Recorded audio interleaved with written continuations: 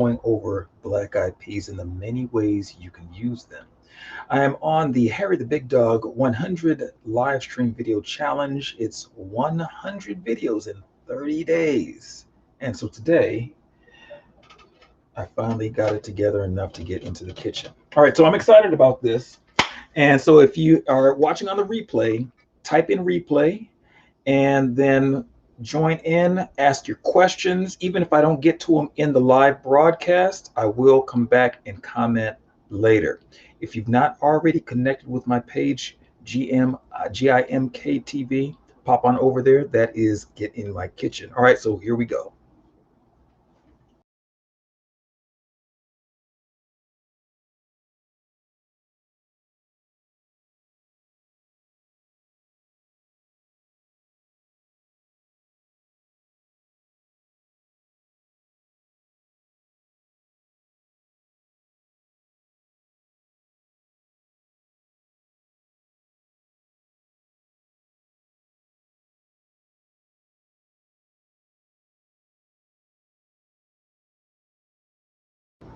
Okay, so there's quite a few things that we're going to be looking at.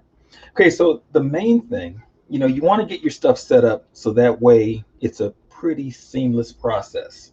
All right, so I've got my set of spatulas right here. I've got my ladle for the black-eyed peas.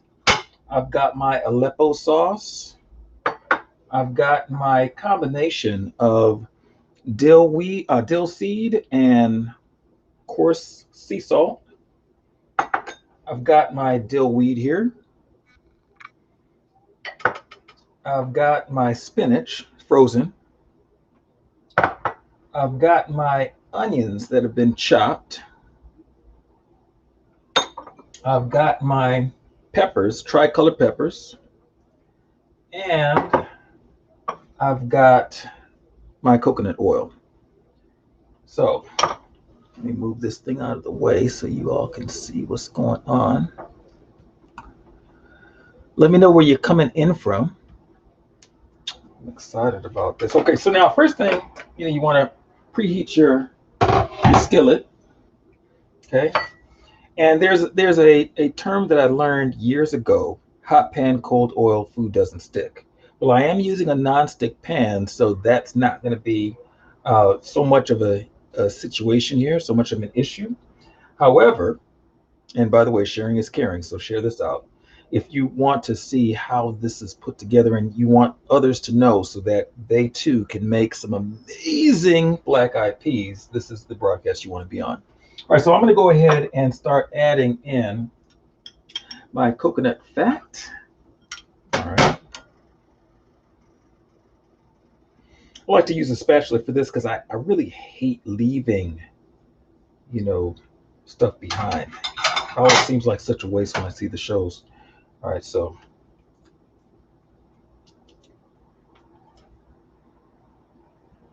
all right.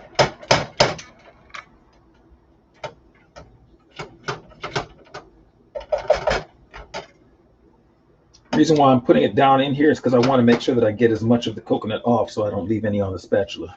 All right, so that's gone. Okay, so it's on high.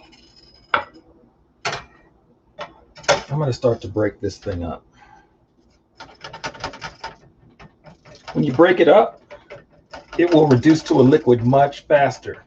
If I left it in a mound, I'd have to roll it around this pan almost forever to get it to reduce to a liquid, and I don't want to take that kind of time. Beautiful.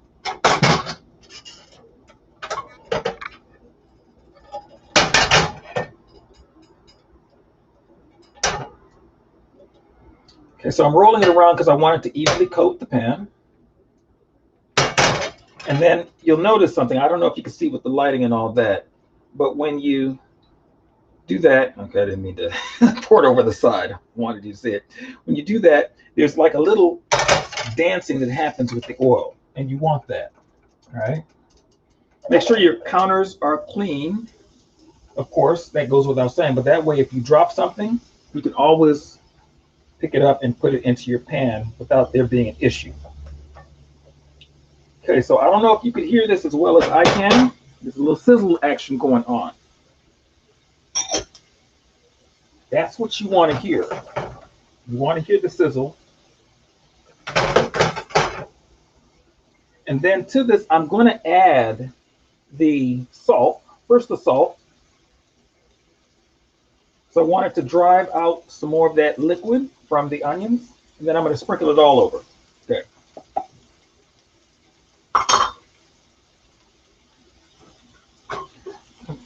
I'm going to come over here now and then move the dill seed around the pan. Okay, when you're doing this, own your pan. Don't mess around with it. Get in there and own that pan because you need to stay in control of it. Okay, don't do none of this thing right here where you just kind of gently move. No, move that stuff around in your pan. Okay.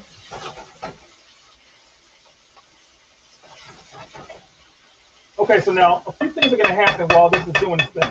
I'm going to let this reduce and start to caramelize. Now, here's what's happening. As it's doing that, it's releasing the liquid. So it's not going to go past a certain temperature because liquid will it will turn to steam. It'll boil at 212 degrees Fahrenheit.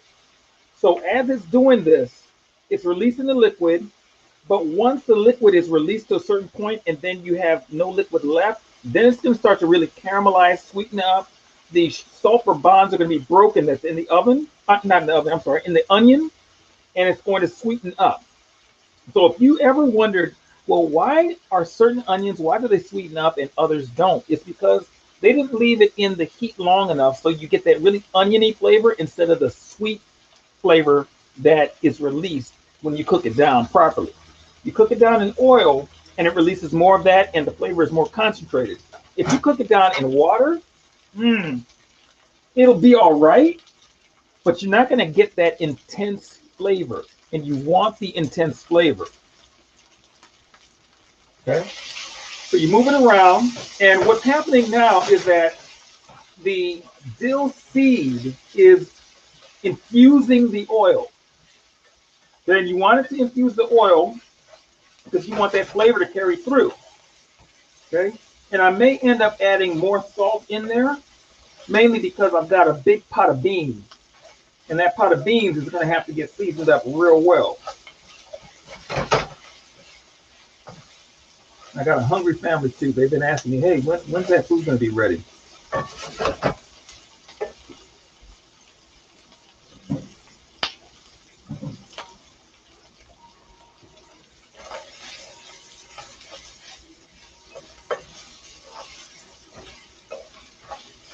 What's up, kiddo?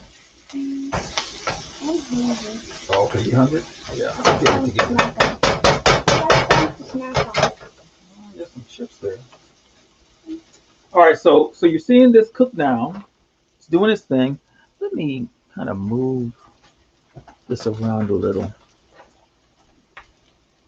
Move this around.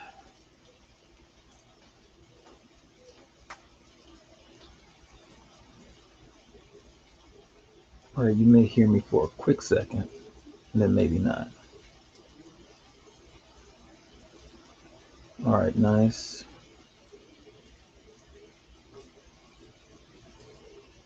I'm just going to share this out real quick.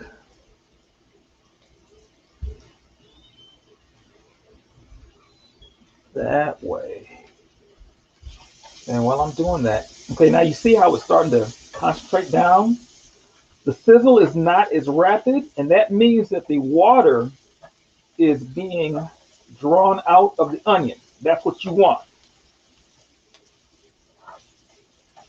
Now, if I were to put any of those other ingredients, like the peppers and the spinach in there that had a higher water content, I would actually, I would delay or retard the process here, or if Nabi is watching, the process here, and I wouldn't get that beautiful, intense flavor that I'm looking for in the onion. Okay, so let me Okay, I'm moving through some groups here. Bear with me.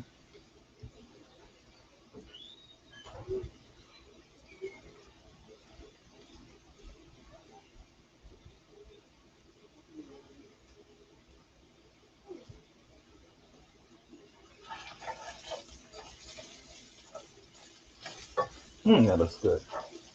Okay, so I'm almost at the point where I'm ready to add the Aleppo sauce. Okay.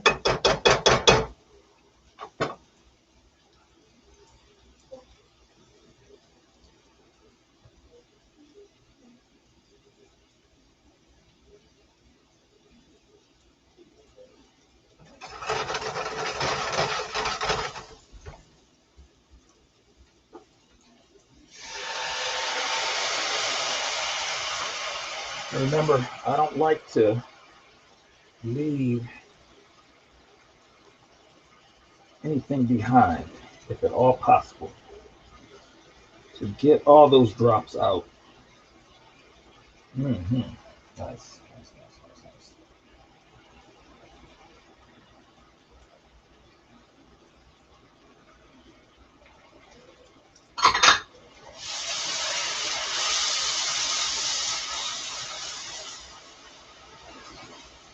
See the beautiful color of that.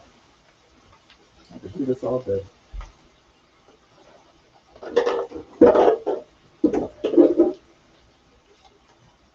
Okay, so I'm gonna move this around a little bit.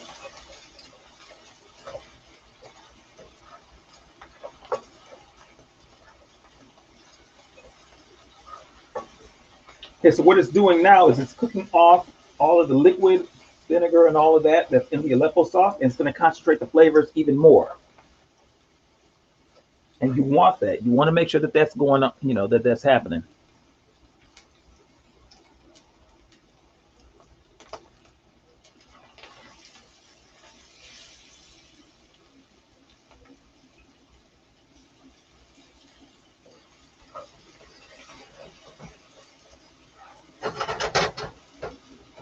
Okay, so you see that foaminess, and you hear how rapidly that sizzle is going. That's because there's water that the oil is reacting to, and it is trying to escape. So that's a good thing. Okay, so let's see. All right.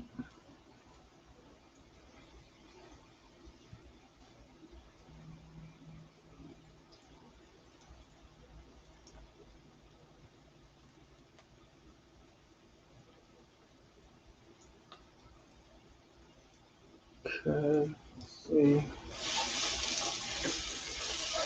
Wonderful.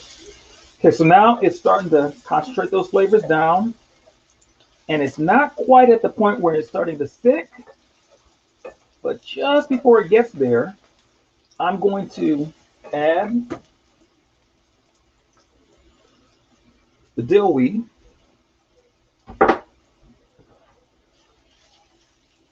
Okay.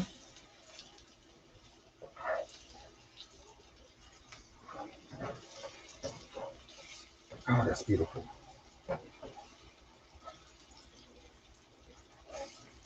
I can jump into this right now. Love it, love it, love it. Okay, now I'm going to add the peppers because the peppers are going to have to. Oh, you hear that? Peppers are going to have to do their thing for a moment. I'm going to use it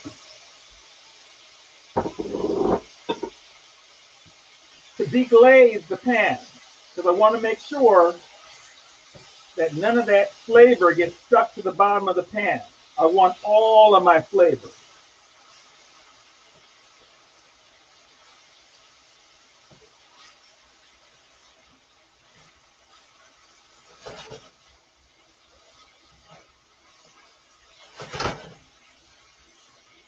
Okay, so now what's going to happen is that the peppers are going to release their liquids, and then I'm going to add the onion, not the onion, the spinach, because I want the liquid. I don't want this to boil. I don't want extra water to be in there because when I put the beans in there, it's going to have enough water as it is. I want that flavor concentrated. I want it to be like, wow, okay, okay.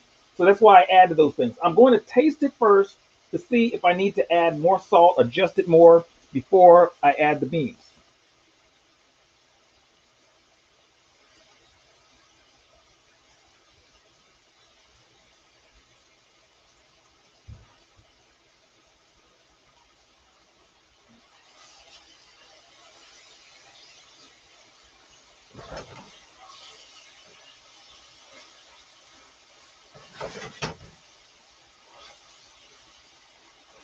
And if I had kale, I would add the kale. If I had collards or something like that, I don't have any one of those. I have spinach, so I'm going to add the spinach in order to give that color play.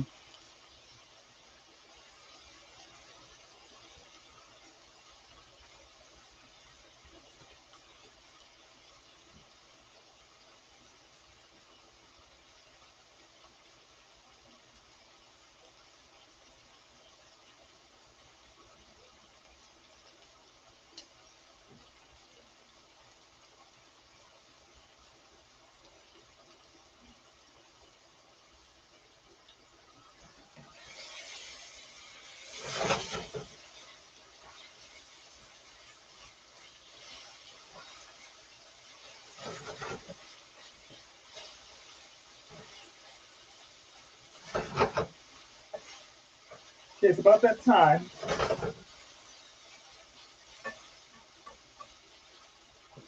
And this is what my kids in the program will be doing. Okay, adding the spinach now.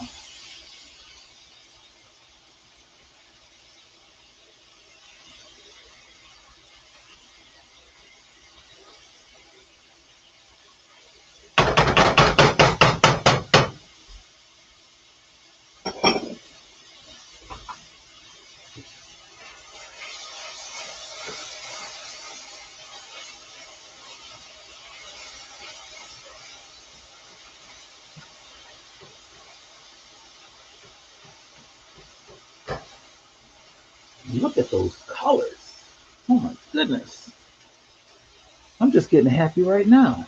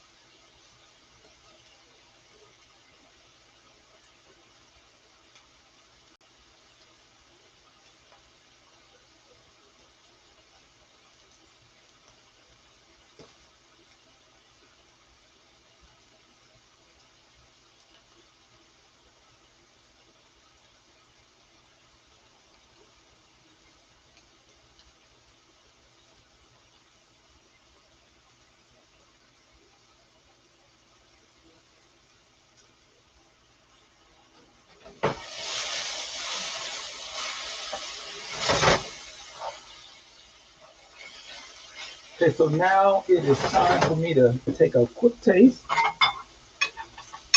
Just need to make sure that it's got the right level of salt and all of that. Okay, so the aim is to get a good sampling of all the components. I need it to be way saltier than I want it to be.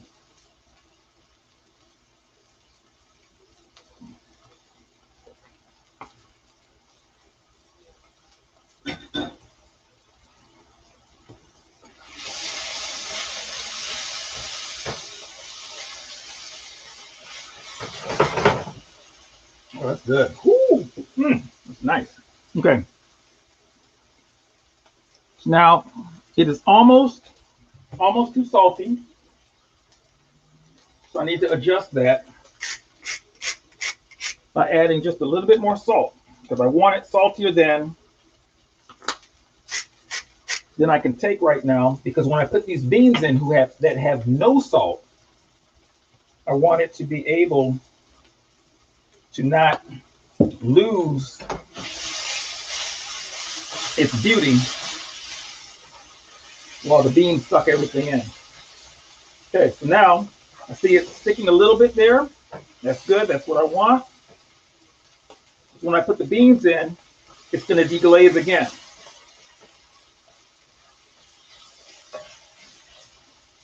That caramelization, that's now it's time for the beans. The caramelization, had to slow it down. What it does with the peppers and the greens and all that other good stuff is it concentrates those flavors. It gives it a different flavor than if I were to just keep everything just real bland, right? You don't want that. You want festive, you want flavorful. There we go. And I may have to adjust with a little bit more salt. I'll know once I taste these. But you see how easy this is. So now that I'm adding the black eyed peas to this, if I wanted to do another variation with black eyed peas, because I didn't add it all to the pot, to the black eyed pea pot, I could do it. All right, so now I'll move this around.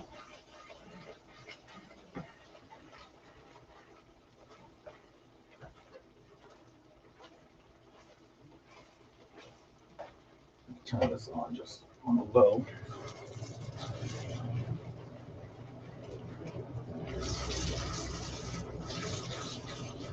See, so I'm able to get down in here and scrape up all the good bits that are at the bottom, deglaze it, and then let that flavor permeate the black eyed peas.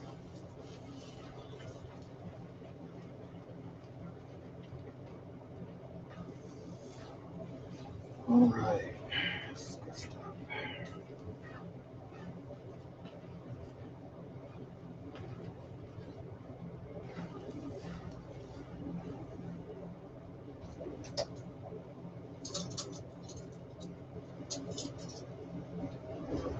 I'm gonna get my other tasting spoons out.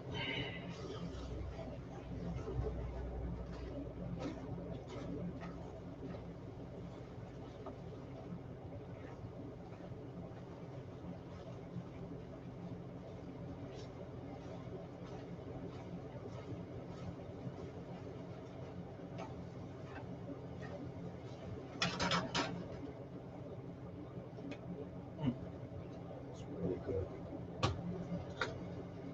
I'm gonna turn this down now. I'm taking it from a high heat down to a low because I don't need it to be extra high. Everything's already cooked.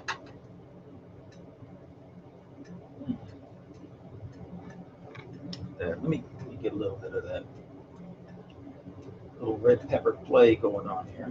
Okay. Oh yeah. I don't know if you can see this. Okay.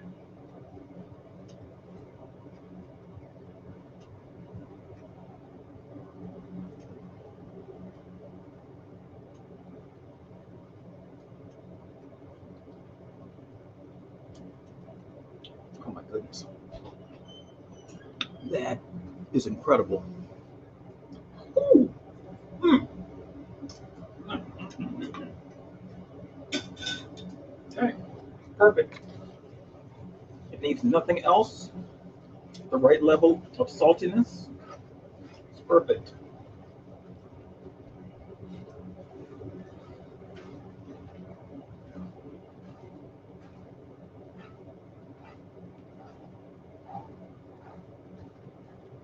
Okay, so I can turn that off.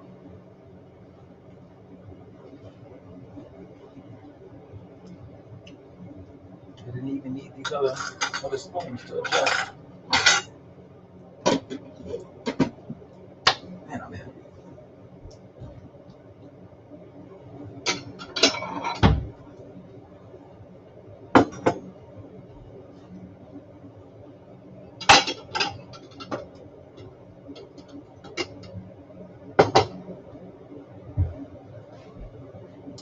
Now it's time to plate.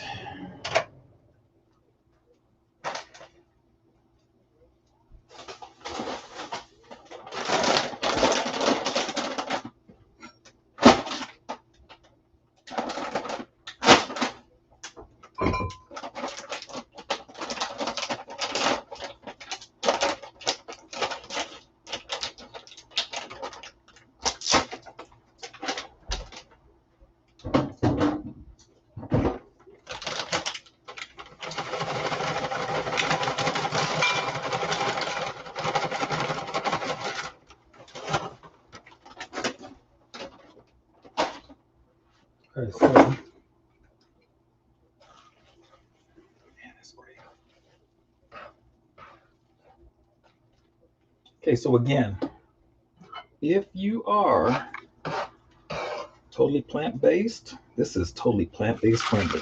This is amazing. Okay, so you plate it by putting your chips in, layering them right on top of your chips.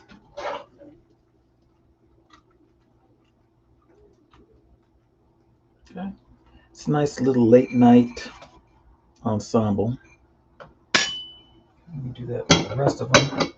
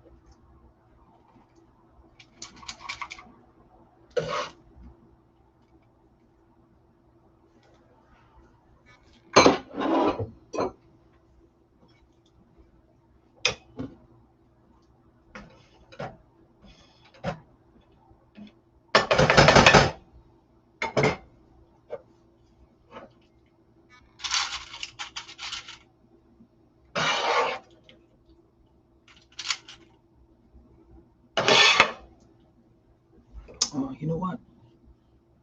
You may be saying something. Okay.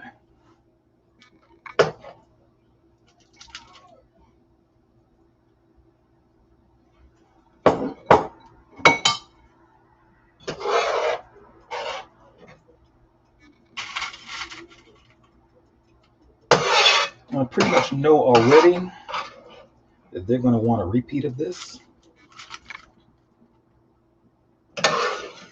So the good thing is that I can go and repeat the same thing that I did to get to this part.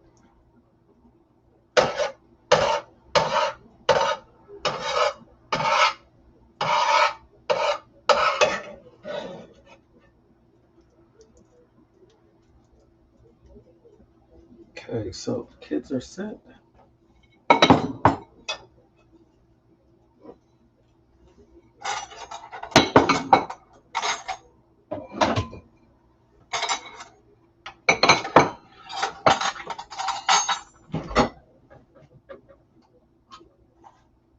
Let's see.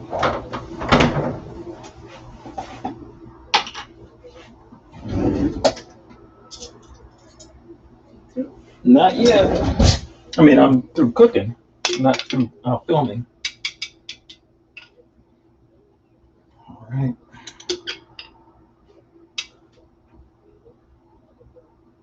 Candles facing this week. Mm-hmm.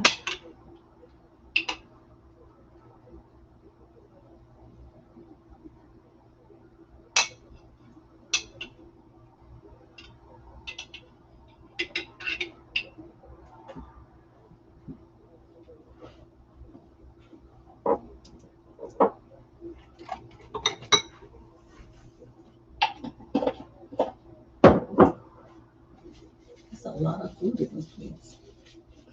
Okay. All right, so we're gonna finish it off with just a little shake of dill, just a garnish.